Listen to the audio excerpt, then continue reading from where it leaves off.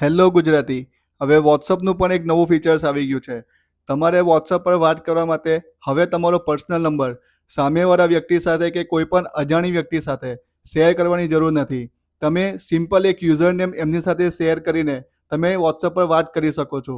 અને હા, તમે એવું ઈચ્છતા હોવ કે સામેવાળા વ્યક્તિ સાથે જો કોઈ સિક્રેટ કોડ શેર કરે તો જ વાત કરી શકું, તો એ પણ તમે કરી શકો છો. ચાલો તમને બતાવું આનું સેટઅપ કેવી રીતે કરવાનું છે.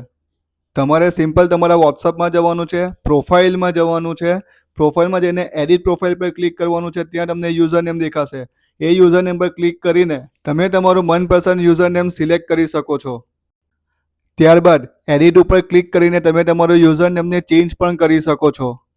તમે એવું ઈચ્છતા હોવ કે જેની સાથે હું સિક્રેટ કી શેર કરું એ જ પર્સન મારી સાથે ચેટ કરી શકે, તો કોન્ટેક્ટ મી બાય યુઝર નેમની ઉપર ક્લિક કરીને ત્યારબાદ પીપલ હુ નો માય કીની ઉપર ક્લિક કરીને અહીં તમે તમારી કીને સેટ કરી શકો છો. અને સેવ કીની ઉપર ક્લિક કરીને તમે એ કીને તમારા માટે સિલેક્ટ કરી શકો છો. અને હવે એ કી તમે જે યુઝર સાથે શેર કરશો તમે એની સાથે ચેટ કરી શકશો. બીજા સાથે ચેટ તમે નહીં કરી શકો. વોટ્સઅપનું આ ફીચર્સ જો તમારા ફોનમાં અવેલેબલ નહીં હોય તો સિમ્પલ તમારે તમારા વોટ્સઅપને અપડેટ કરવાનું છે. ત્યારબાદ તમે આ ફીચર્સને તમારા વોટ્સઅપની અંદર જોઈ શકશો.